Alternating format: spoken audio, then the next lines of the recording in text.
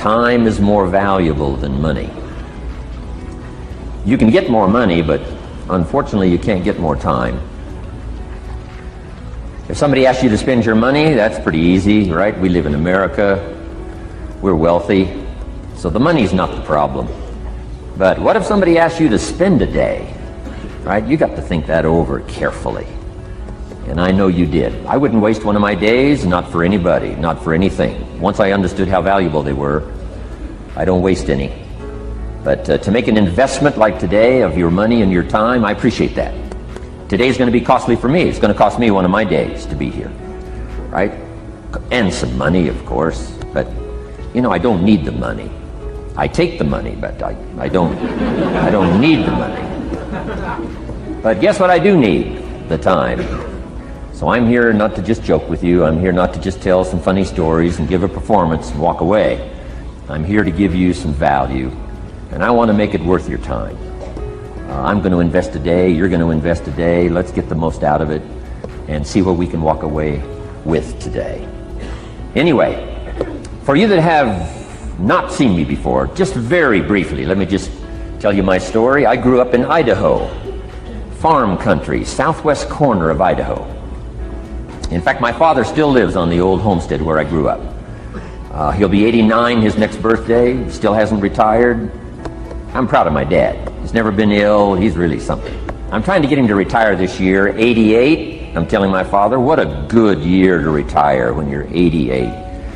And he says, hey, talk to me in 10 years, right? I might be ready. But anyway, I went to high school. I graduated. I went to college 1 year. Halfway through my second year of college, I decided I was smart enough, so I quit. One of my major mistakes. I should have stayed in school. But I thought, heck, you know, I'm smart enough to get a job. That's what life's all about, right? Get a job, pay your bills, work hard, stay out of trouble, keep your fingers crossed, hope for the best. And I figured I was at least prepared to do that. So I quit college and went to work. A little while later, got married, got my little family going, and I'm out there doing what I thought was the best I could. But about age 25, I'm starting to struggle. I've purchased a little more than I can conveniently pay for on time. And the creditors are starting to call saying, hey, you told us the check was in the mail. What's the deal? And I'm getting embarrassed by that. I'm also embarrassed, big mouth me, with all the fancy promises I made to get married. I'm way behind on those promises. And I'm getting discouraged, wondering what to do. And I thought, well, maybe I should go back to school. Right? 1 year of college, pretty short on an application. But, you know, tough to go back to school, right? Especially when you got your family going. Time to stay is when you're there. So I discounted that. I thought, well, if I, you know, had my own business, that would be the way to go. But, you know, I'm short on money. Too much month at the end of the money. If you've ever been there, that's where I was, age 25. So I had to discount that, and I'm discouraged, wondering, where do I go from here? And then the miracle happened for me. Good fortune came my way. And who can explain good fortune? I don't know. Remarkable things that happen to you at a particular time. Sometimes it's just unexplainable how those things happen. One of my friends says, well, hey, things don't just happen. Things happen just. Another good note for your notes. Things don't just happen. Things happen just. And maybe that's it. I don't know. I'm an amateur on life, I guess, like most of us are, trying to figure it out, how to make it valuable. But I was ready. And my good fortune was, at age 25, I met a very wealthy man. His name was Mr. Schoaf, Mr. Earl Schoaf. A friend of mine had gone to work for him, and he started telling me about this man. He said, you got to meet this man I've gone to work for. He's wealthy, but he's easy to talk to. And he's got a unique philosophy of life. And the more he kept talking about this man, I thought, well, I've got to meet this man. So sure enough, shortly after that, I had a chance to meet this remarkable wealthy man, and I was impressed. He was wealthy. Sure enough, he was easy to talk to. I was so intrigued, within a few minutes, I said to myself, if I could be like him, farm boy from Idaho, if I could be like him, I'd give anything. And then I thought, if I could just get around somebody like him, and if he would teach me what to do, I would be willing to learn. I'm coachable. And that was my good fortune. A few months later, this wealthy man that I met, Mr. Schoaf, took a liking to me, hired me, gave me a job. I went to work for him, and I spent the next 5 years in his employ. And then, unfortunately, he died at the end of that period, at age 49. His last 5 years, but the first 5 years of my new life, I got to spend with this remarkable man, and my dream came true. He coached me, he taught me. He taught me the books to read. He taught me the disciplines. He taught me the changes to make in my language and personality. And the things he shared with me during that 5 years literally changed my life, turned my life around, changed my income, changed my bank account, changed my future, changed everything. I've never been the same since that unique experience. And I wish he was still alive today, Mr. Schoaf. I'm sure if he was alive today, especially after this seminar, Idaho Farm Boy makes it to Dallas-Fort Worth, full house, standing room only. Pretty awesome. I'm sure if he was alive, I'd be calling him today saying, "You won't believe what's happening to me. I've had a chance now to share with other people what you shared with me."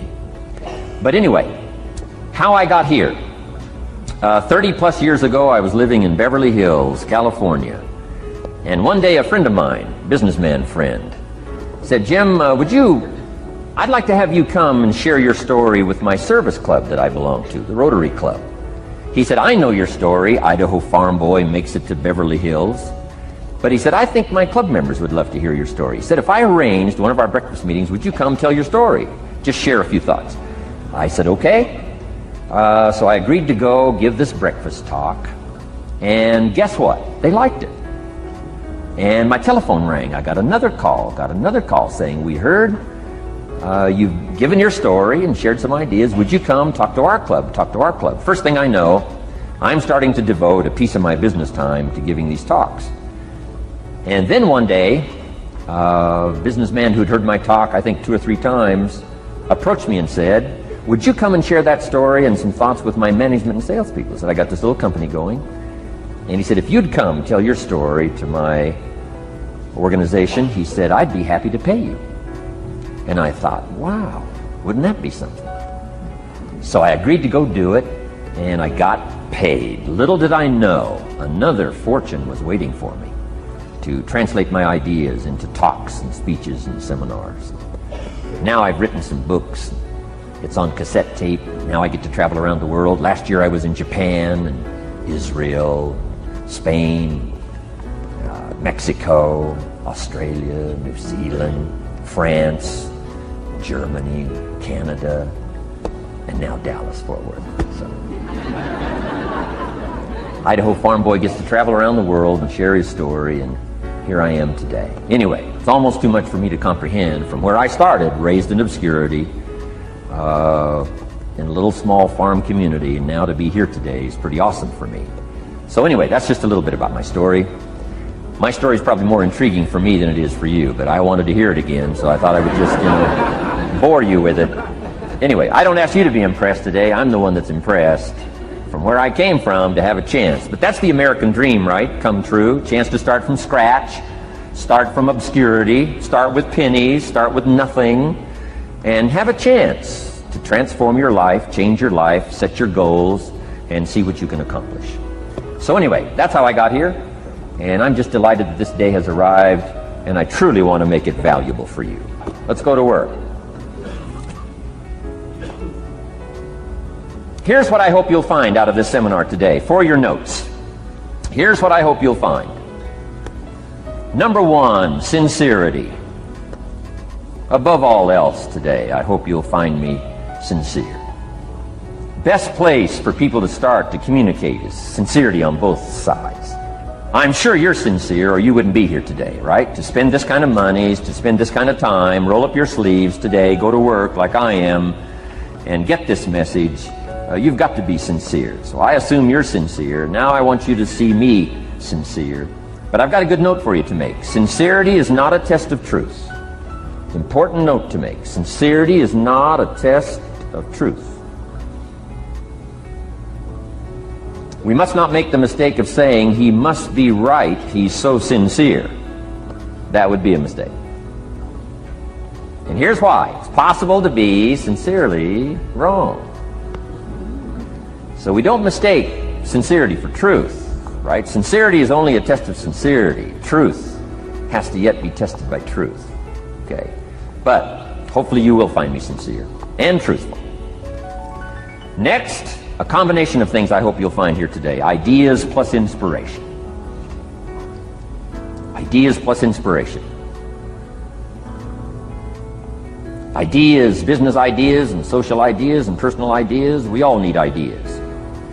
Right? How to have a good day ideas, how to have a good year ideas, how to have your best year ever ideas, good health ideas, personal relationship ideas, how to deal with your family ideas, sales management ideas, financial freedom for the future ideas. We all need good ideas. So today, I hope you gather up by notes and by what you can remember a lot of ideas. I want to share as many with you as I possibly can in the time constraints we have. Today is going to go very rapidly. I used to think a day like this was a long day. Found out it's a pretty short day. But I'm going to go as fast as I can, share with you as many ideas as I possibly can. And here's why. Ideas can be life-changing. Ideas can be life-changing. And sometimes all you need is just one more in a series of good ideas. It's like dialing the numbers into the lock. Right? You got 5 or 6 numbers dialed into the lock. The lock still won't come open, but you don't need 5 or 6 more numbers. Maybe you just need one more, and maybe a seminar like this could do it. A sermon could do it. The lyrics from a song could do it. The dialogue from a movie could do it. Conversation with a friend might do it. That one last piece you need, number. Dial it into the lock. That's it. The lock comes open. There's the door for you to walk through. And maybe this seminar today could furnish that for you. One more idea. I know you've come with a lot already. Sometimes we get the impression, I used to have that I only had this much going for me and I needed this much. Usually not true. And I'm sure not true of this audience, where I find you today, as well dressed as you look today. You know, as fine as you are sitting here today, it isn't that, you've got this much going for you and you need this much. I would assume you've got this much going for you, and maybe all you need is just a few more thoughts, ideas, to furnish you some ways and means to turn your life into the dream you want it to be. So, ideas. The seminar is going to be loaded with ideas. I want you to take good notes. But here's what else I hope you'll find here today, and that is inspiration. And who knows the mystery of inspiration? Why some people are inspired and some are not? You were inspired to get here. Some were not. Who knows the mystery of that? I don't know. How come you made it? The rest of them didn't make it. We don't know what that mystery is. Some people turned it down. Some people said it costs too much. Some people said it's going to take too much time. Some people are too busy, right? A lot of different excuses why some are inspired to take advantage of something that comes to town. Others pass it up. We don't know the mystery to that. Here's what I call it, mysteries of the mind. And I just leave it at that. Some things I don't try to figure out. I take the simple approach now. Right? Some people do and some people don't. I mean, that's about as profound as my philosophy is. Some buy and some don't buy. Some go for it and some don't. Some change and some don't. And if you've been around for a while, you can usually work out the numbers, right? Out of 10, 3 do, 7 don't. Whatever business you're involved in, pretty soon you got this ratio going. The ones that do, the ones that don't. You say, well, why don't the ones that don't, how come they don't? We don't know. I just leave it as a mystery. I used to try to understand all that. I just take the simple approach now. The guy says, this happens to me, this happens to me, this goes wrong for me, and all this stuff goes wrong for me. How come all this stuff happens to me? I say, I don't know, it beats me. The best I've been able to figure out is those kind of things always happen to people like you. I mean, right? That's the best I got. I don't know. I'm an amateur on this stuff. What do I know? So, just take the simple approach, right? That's how it is. Who knows? Interesting story says, the day the Christian church was started. Now, I'm an amateur on the Bible, but best account I can remember, the day the Christian church was started, a magnificent sermon was preached. Great presentation. And if you're a student at all of good communication, it was one of the classic presentations of all times. The sermon, the first day the Christian church was started. And it said this sermon, this presentation was given to a multitude, meaning a lot of people. But it was interesting as the account gives us the record. It says, when the sermon was finished, there was a variety of reaction to the same sermon. Isn't that fascinating? I find it fascinating. It said some that heard this presentation were perplexed. And I read the presentation, sounded pretty straightforward to me. Said, why would somebody be perplexed with a good, sincere, straightforward presentation? Best answer I've got. They are the perplexed. I mean, what other explanation is there? It doesn't matter who's preaching. Right? It said some that heard this presentation mocked and laughed, made fun of the presentation. I thought, hey, this looks pretty sincere to me. If you give a sincere, honest presentation, why would somebody mock and laugh? Easy explanation. They are the mockers and the laughers. What else would you expect them to do? Right? I used to try to straighten all that out, say, well, they shouldn't do that. I don't do that anymore. I've got peace of mind now. I can sleep like a baby, not try to straighten all this stuff out. I used to be so naive. I used to say, well, liars shouldn't lie. See, how naive can you be? Of course they're supposed to lie. That's why we call them liars. They lie. They lie. So I don't straighten this stuff out anymore. Anyway, it said some that heard this magnificent presentation didn't know what was going on.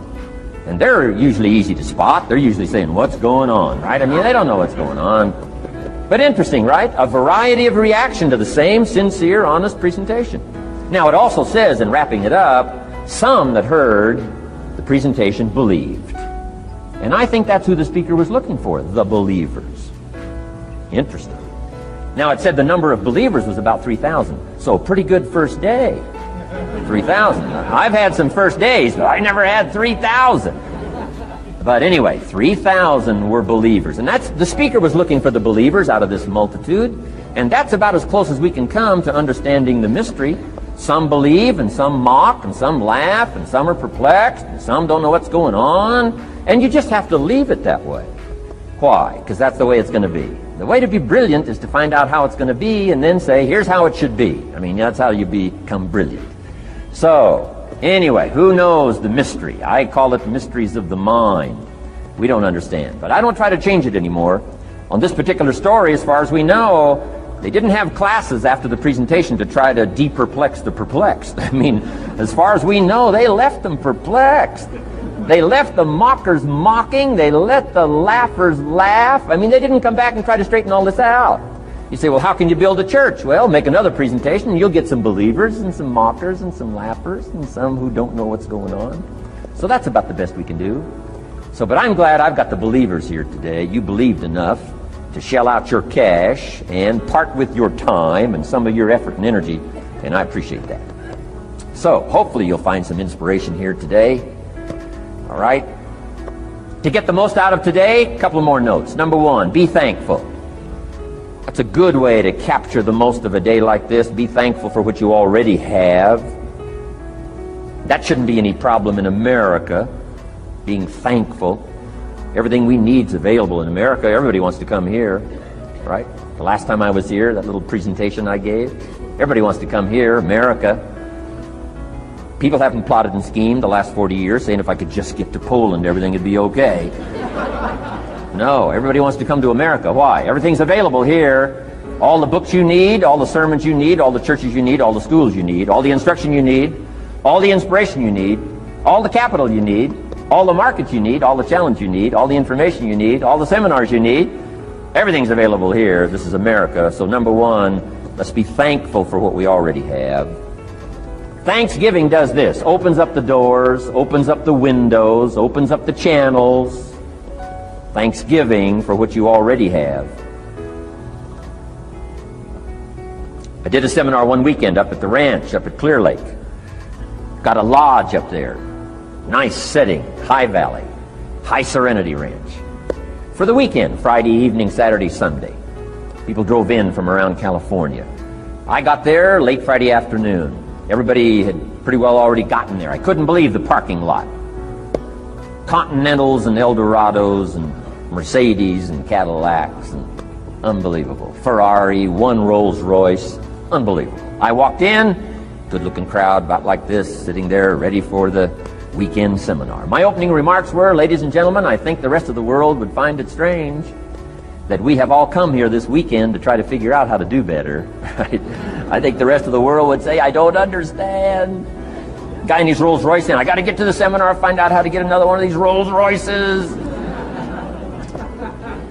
Unbelievable. Anyway, let's be thankful. Here's what locks up the doors and the channels to receive more: cynicism. That locks you away. That prevents you from learning more. Being a cynic about the past and the future, a cynic about the marketplace, cynical about the people, cynical about the institutions, cynical about the setup, cynical about yourself, cynical about your chances. See, that locks away all the chance for stuff to flow your way. So, good advice, I think, today. Start off, be thankful. Here's number 2, listen well. And that's going to be a challenge today. I understand that.